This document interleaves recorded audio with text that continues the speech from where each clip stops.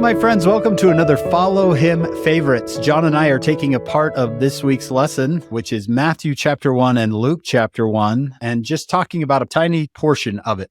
John, we've got all sorts of people listed in Matthew 1 and Luke 1, from Abraham to David to Joseph and Mary and Elizabeth and Zacharias.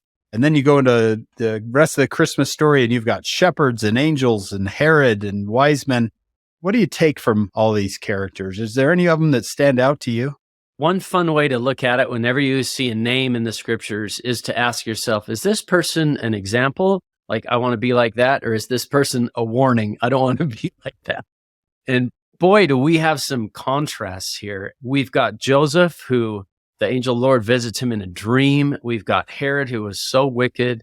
And sometimes when there's not a whole lot of doctrine being taught, we can look at the examples of the people and say, which one of those do I admire? Which ones do I want to avoid? I mean, I've heard you talk about Herod before and Joseph and what a contrast those two are in their personal character. Matthew put them side by side. And here you've got Joseph, who is very responsive to dreams, very responsive to promptings. And the one thing that I've noticed about Joseph is that he's slow to act in emotion. He finds out that his fiance is pregnant, and it says he's a just man. He doesn't want to make her a public example. He wants to maybe end this privately, to divorce her privately. Then while he thought on these things, behold, the angel of the Lord appeared unto him. So there's something to be said about not being governed, not having kind of a knee-jerk reaction to something, but to be slow and calm and deliberate, where Herod just seems to be governed by his emotions in every aspect of his life. He's governed by jealousy. He's governed by his insecurities. We don't get to talk much about Joseph. We talk about Jesus and we talk about his mother, but it's nice for us to say, what's the example of Joseph for us in this chapter? Yeah, I remember Elder Holland giving a talk about things we could think about during the sacrament. My mom used to say, think about Jesus when I was a kid during the sacrament. Yeah.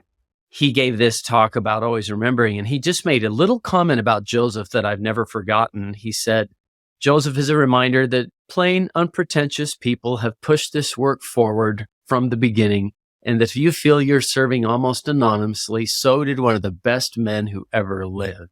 And that was Joseph. So that's a good way we can think of, we don't know much about Joseph, but just like you said, he was slow to respond.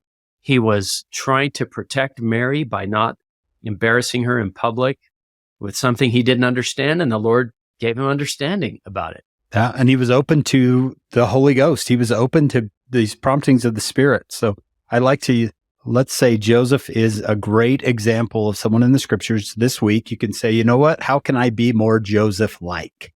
How can I walk away from this chapter being more Joseph-like?